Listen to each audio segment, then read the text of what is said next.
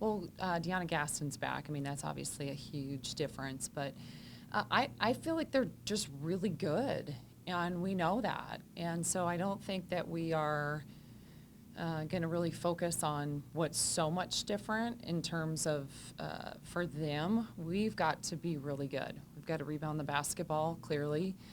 We've got to really guard the paint. And then offensively, we've got to have really good movement. What about your team? What do you feel like is different about your team than even just a few weeks ago? Yeah. Well, I think we just keep growing. And I think we've experienced a game that we didn't feel like we were ourselves at all. And I think we're getting more convicted in terms of how do we keep getting better. And I think we've had really good moments. But I also don't know if we have really put both ends of the floor together. You know, we've had games where we've scored the ball well. We've had games where we've guarded really well. This is the type of game, this is the type of time of year, you don't get to be selective, you got to do everything. And so for us, I feel like we do continue to get better, but we've got to start to put that together. Along those lines, is there an excitement maybe that the success you guys have had, that you still feel like there's a lot of ways you guys can get better and grow? Is there an excitement? Is there a Yeah, we're not tapped, right? Like we haven't been our very best. So I think there is that. And I think this team just really focuses on that. I think one of the things that we continue to do is we focus on being in the moment. You know, our practice yesterday was really good. Today, I'm really excited to get back into practice today. So this team has just an everyday excitement and a unique togetherness that they really, we've really grown a lot on and off the floor together. So I don't think we talked so much about how we hadn't tapped anything, right? Well, you've seen glimpses now. We've seen really good glimpses. But we haven't seen 40 minutes. And so I think that part, everybody yearns for those 40 minutes of greatness, right? And that's the beautiful part about sport, is that you're never going to be perfect, but you keep responding and you keep growing and you keep getting better. So I think when we have that kind of enjoyment when we play, that's when those really good things tend to find you. Jennie, you've been talking since like early January about trust and confidence and growth. Mm-hmm. Have you had many teams that have, I guess, grown, for lack of a better term, as much as this one has, from where you were in December to right here now and going to March? Yeah, that's probably I don't know if it's necessarily a really fair question, and I say that because, we don't celebrate growth anymore. We celebrate wins or losses, right? Or we get so caught up in whether or not you lose to who you're not supposed to lose to, or you're supposed to beat people, and especially here at OU, right? I mean, you look at our football team, and it's you can never win enough. And if you do win, then you didn't run well, or you didn't pass well, or you didn't do this well, right? And so there's always those kinds of factors that go into it. And I think what we've been able to do is to say, okay, we fell short in some areas, but it wasn't one game that seems to be the central focus. It was a month and a half of hard and of growing, but we had the right ideas. We had the right looks. We had the right kind of mindset. Now, was it perfect? No. And defensively, we had to get a lot better. Offensively, we had to get a lot better. And I think we've continued to do that. So is this the most I've ever seen a team grow? Right now, it feels like yes, because we're in it. But I don't know. I just think that there was so much extremes in terms of that win-loss column and less in terms of are we actually growing and getting better. Jennie, it's great to see Payton, her game just blossoming in front of our eyes. When you get that 5-star label, there's so much expected, and it's not fair because you don't know exactly, but her all-around game is really pretty special.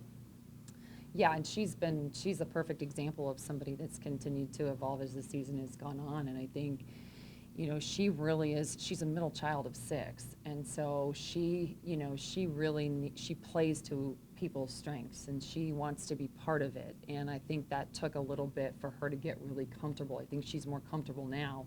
But even in the last game, I mean, you think about when we played Oklahoma State, and she thinks like that point guard sometimes a little bit too much, where she overpasses it, or she really wants to play to somebody else's strength and get them involved. And so that's what you love about her too, right, is that she's just the consummate team player. But it has been really fun to be able to watch her just evolve and her continue to grow. But again, I think it's the whole team effort. I think we've really, because we play a lot of people too, and our whole system relies on whether or not you bring your game and you bring your best, but also play to each other's strengths too. So I think Payton's just been a really good leader in that capacity. About the 13 rebound, the physicality, you wonder about a player with all her skills. Will she really go in and bang? She did on Saturday. She's got a physical game. Yeah, no, she does. I think there's also a difference of creating physicality and accepting it, and I think there's a balance of both, and you have to, and especially in the Big 12 Conference, this is a physical league, and so you've got to be able to have some of that, and I think she's done a nice job of being able to, to really step up and, in that capacity. But this game tomorrow is going to be a little bit different test in that too. Sort of along those lines with Sahara. Mm-hmm. You've seen from her. How has her game evolved and her approach evolved recently? Yeah, well, we knew that she was a freshman, right? And so again, you look at those labels before and you think they're going to come in and but they're still freshmen, and it's still February of your freshman year. And so we've been able to really see her have those moments where you're like, dang, that was really good. And then you have those moments where you say, oh yeah, she's a freshman, and she's still growing and learning. I think what she's really done a nice job is she brings a competitiveness, and you got to hear that, after our last game, and Lexi was in here and Skylar was in here talking about how she's really raised the level of competitiveness for our team. And when you have two experienced players like that saying that about a freshman, that's pretty incredible. So I think Sahara has those elements of those intangibles of just step on the floor. I mean, she's got a presence, good or bad, she's got that presence. And so I think you've been able to see those moments. But I also feel like she is less concerned about maybe how somebody's guarding her. And I think that kind of got to her a little bit. And now more of what do we do? What do we need to do? What do I need to do to help us? And you can see that shift. And that's whether it's boards, whether it's passing, whether it's shooting, whatever that is, I think you can really see that with Sahara. Jennie, we saw, back in January, we saw Caitlin Clark get bumped in that court storming and Kyle Filipowski over the weekend. Are you worried at all that people aren't taking this seriously enough, these situations and the precautions? Yeah, good question. And, it's a hard one to answer until you're in it, to be honest. And I think we can all have so many opinions, just like so many issues, right? We get such strong opinions until it happens, and then all of a sudden your perspective changes. So I know that from a leadership standpoint, the leadership of our university, I know the leadership from our conference, I think they're taking it very seriously, and those are the people that are going to make those changes. So I do believe in their leadership in this. Jennie, on top of this being a Big 12 championship type of game, it's also senior night, and you've got a pretty big group. What has that group meant to you, especially in your early career here?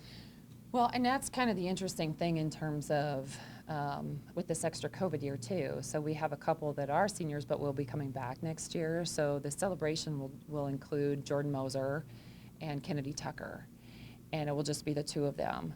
But again, the two of them have been incredible for us, and obviously Nevaeh Todd is a senior that will come back, and Skylar Van is a senior that will come back, and with Lexi and Aubrey, and I'll prepare that for next year. But I think what we've been able to see is this incredible program, the legacy of the program, I think, has been passed down. I think we had great seniors the year before, and they've had great seniors the year before. And so these games are never an easy game because you really want to play for your team. And so sometimes that's really good, and sometimes it gets a little emotional. But we'll hope that it's good. Just knowing that you guys are on the cusp of another conference title, winning back-to-back, I mean, how big would that be for this program? Or how special would it be for you? Yeah, I mean, anytime that you're vying for a conference championship, and we've been asked this question so many times, and I've pushed it off saying, okay, it's still early in the season, everybody can go for it, and now it's a reality that we're later in a season. I think it's special anytime that you can do that, anytime that you can sit there and not just dream about it, but you potentially have an opportunity to cut some nets down. That's pretty special. However, that's still not our focus. We've got to make sure that we're not trying to make it, and not that we're not trying to make it bigger than it is, because obviously it's a huge deal, but it's one that we've got to just continue to have fun playing, continue to grow, continue to get better. And I think that's something that we learned a year ago that I'm really hopeful we get to learn tomorrow, right? So it's not always in life that you get the same opportunity twice, and the same thing happened last year where this game became so big and we weren't ready for it. And so I'm excited for us to just, at some point, that game's going to be a game, and we've got to be able to really work hard tomorrow. Jenny, can you talk about the matchup? Mm-hmm. Can you talk about the matchup with Texas? Yeah, I mean, Texas is good. They're very, very good. I mean, there's no question. I think they're ranked, third right now in the country? So, I mean, you can't underestimate them whatsoever. They obviously have a freshman phenom that's incredible. They have size, they have athleticism, they're rebounding like crazy right now. So, but they're a good team. They're not just a one-player program. And so everybody has to do their part tomorrow. So that's something that we've got to really be able to step up and just play. And you've got to compete, and you've got to play together. And if we come in this and in islands, we're not going to be very good, but we might have a shot if we have a good team together. So I'm not going to worry about whether or not we win or we lose or what they're going to do. We know that they're good. We respect the heck out of them, and we know that they're going to be ready. And so we've got to focus on us being ready and be able to step across those lines. Jenny, going back to your answer to Eli's question, you talk about how it wasn't just one game, but obviously that's the one that everybody circles. Mm-hmm. Do you feel like you needed that to? Oh, it's grow easy to say that now, right? I mean, it's really easy to say that now with the I know it's position we're in, difficult, but, right? Is that a different kind of a wake-up call than maybe some of the other struggles that y'all went through in that month? I do feel like you need adversity in life, right, to be able to know that you can get up and you can go forward. And so if that's our adversity in life that we really needed, I felt like we had plenty of that before that point. But I also feel like when especially, we talk about resiliency, we talk about grit, and we as people need to fall down, roll up our sleeves, and go forward. And I think that has been something that I don't know if we necessarily needed all of that, but we did need the response. We did need, and I feel like we responded in the right way. And what I mean by that is I feel like we looked in the mirror, we owned it, we said, okay, this is where we're at, this is what's happened, how do we get better? Not, oh, it was the officials, oh, it was Skylar had a concussion, oh, it was, coach's fault, it was mom and dad's fault, it was whoever else's fault, right? Like, we didn't do any of that. And I think that's where we drew that line and said, okay, this isn't about whether or not you play well, this is about whether or not we play well. And I think we started to practice better. I think we started to understand that power of team more. So to answer it in short, sure. But I also think that we still had a choice in that of how we were going to respond to that. And I think that I'm really proud of the way that we've responded to that. Just knowing that, Texas is one of the games that you'll get a lot of fans here for, the chance to win a conference championship, beating a team as good as them twice. It seems like it could be a lot of pressure. How do you maybe put that to the side, or, manage that kind of pressure? Mm-hmm. It's my hope that people don't necessarily come because it's Texas, or even because it's for a conference championship. My hope is that people come because they've come before and they've fallen in love with this team and they want to come back and they want to be part of it. And I think anybody that comes to our games, and you guys have been to plenty, you can see people feel a part of this. You can see that autograph line at the end of the game growing like crazy. They're not getting paid for that. That's not an NIL. That's something that we want to be able to do to serve our community. And you can see people wait till the end of the game, because at the end of every game, our players are going up in the stands and they're thanking them. And so they've become, our fans haven't come to cheer us on. Our fans have come to be part of what we're doing and what we're trying to build. And so to me, don't come because it's Texas. I don't really care to see one horns down, one beat Texas shirt. I don't want to see any of that. I want you to come because you love this team. That's it. Come and be part of it. Come and be part of it. And that's, to me, that's more of the focus than it is about, because what if we're playing somebody else in our league? And I know we're not, and I know Texas is really good, and I understand rivalries. I totally get that. I also understand there's an element at some point people are going to really start to come here because they love this team.